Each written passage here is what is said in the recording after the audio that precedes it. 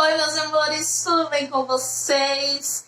Eu espero que sim! E aí, como é que foi o final de semana de vocês, hein? Estou eu de volta, tá? Essa semana tá tudo normal, a gente vai fazer as nossas videochamadas, tá certo? Como toda semana. Não estou 100% da cirurgia ainda, mas já estou liberada para trabalhar, para dar aula para vocês, tá? Tá um pouquinho inchado ainda, ó, mas tá tudo certo, tá?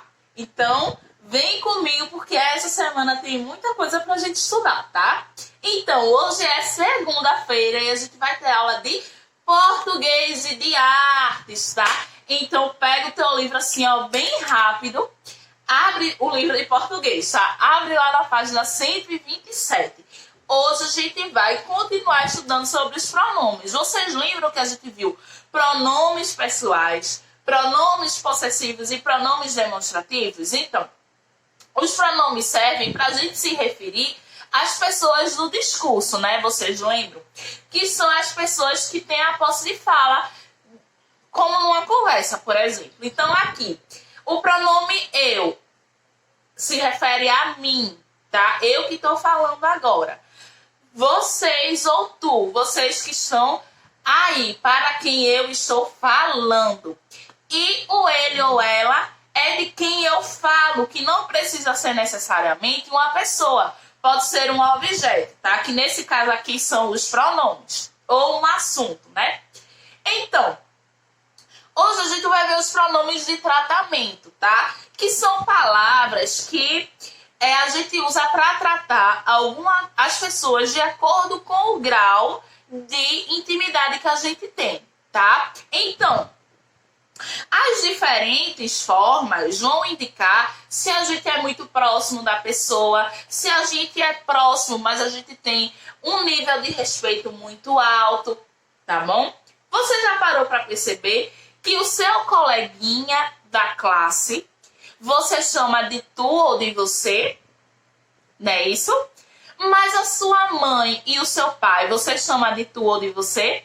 Não, você chama pelo menos a maioria, né? Porque eu até hoje chamo de senhor ou senhora, tá? Então a gente vai ver aqui alguns pronomes de tratamento, tá? Então, a gente tem o pronome de tratamento mais comum, que é o tu ou o você, que é usado para quem a gente tem muita intimidade, tá? E não é uma pessoa que a gente precisa se portar a ela com o respeito na palavra, né? Digamos assim. A gente tem respeito por ela, mas a gente não precisa usar o termo específico para mostrar esse respeito. Então, a gente usa o tu e o você com quem? Geralmente com os nossos colegas, tá certo?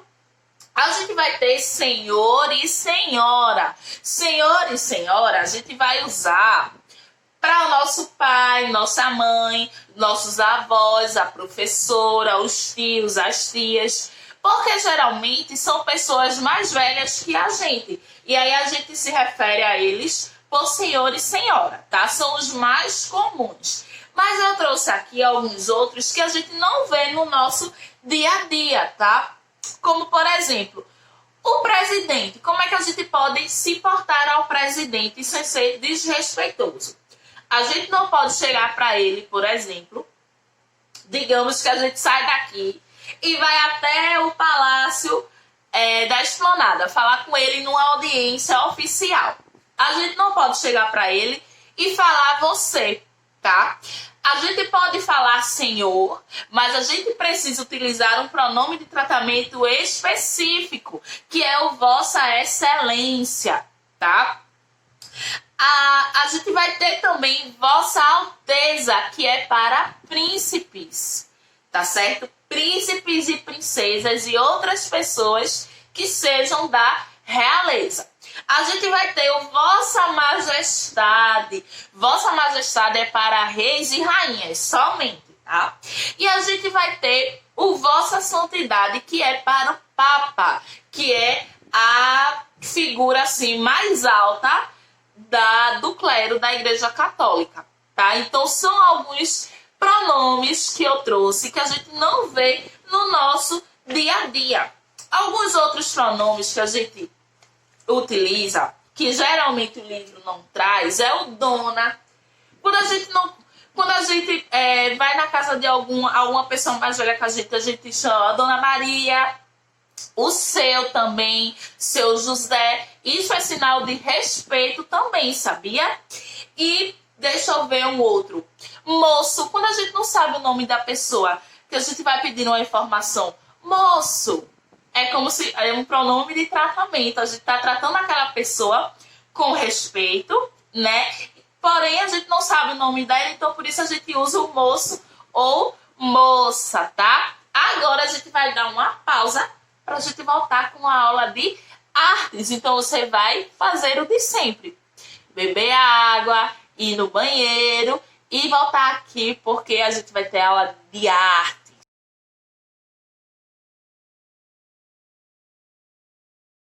Voltamos, meus amores, agora a aula de artes, tá? Então pega o teu livro, abre lá na página 46. A gente vai continuar os nossos estudos sobre as danças, né? Na última aula a gente viu breakdance, não foi isso?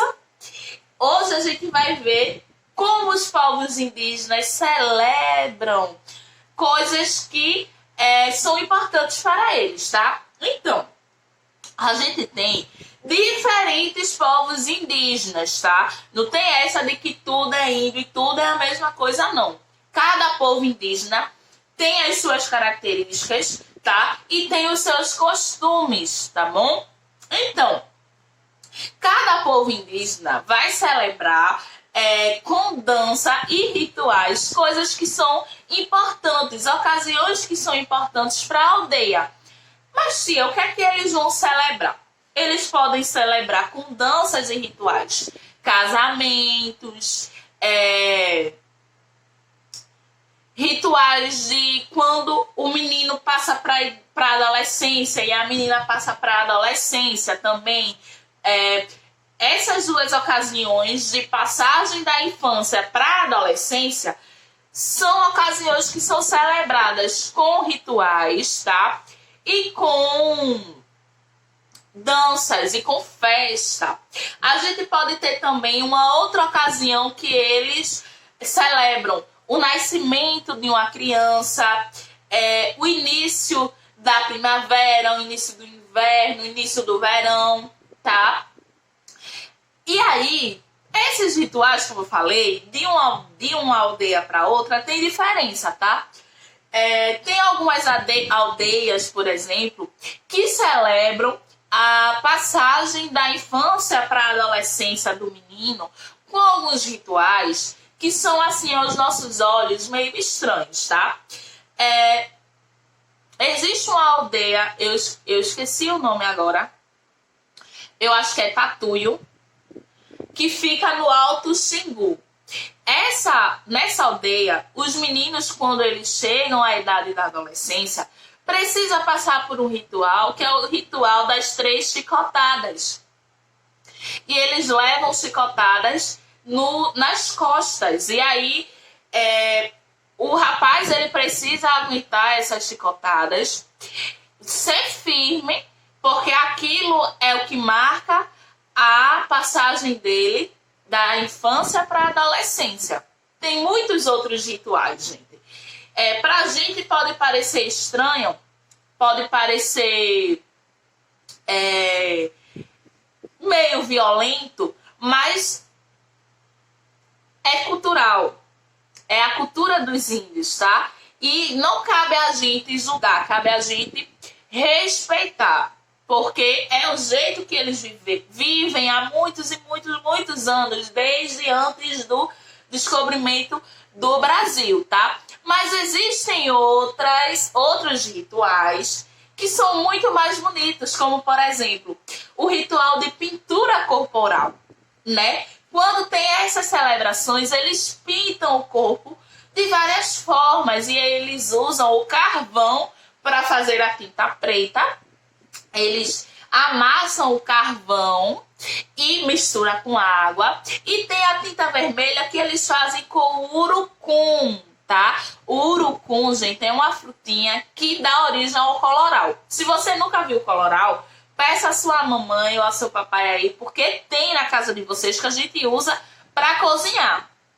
E aí eles misturam, amassam as sementinhas do urucum, misturam com água e pintam o corpo, tá? Eles pintam o corpo com vários desenhos. Cada tribo tem o seu desenho específico que vai fazer no corpo.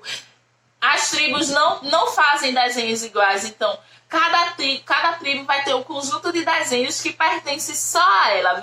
Veja só que incrível! Cada tribo tem um conjunto de desenhos que pertence só a eles. E outras tribos não reproduzem esses desenhos no corpo, porque cada uma tem a sua, tá bom? Então, eu vou deixar aqui o link na agenda de algumas danças indígenas, tá certo? Para vocês verem. E acho legal vocês também pesquisarem sobre esses rituais de passagem da comunidade indígena, que é muito interessante, é uma outra cultura para a gente também conhecer como eles vivem, tá certo? Então, meus amores, eu espero que vocês tenham entendido, tá certo? Qualquer dúvida, vocês já sabem, é só procurar a tia, que aí a gente tira todas as dúvidas de vocês, tá bom? Beijos e até a próxima aula. Tchau!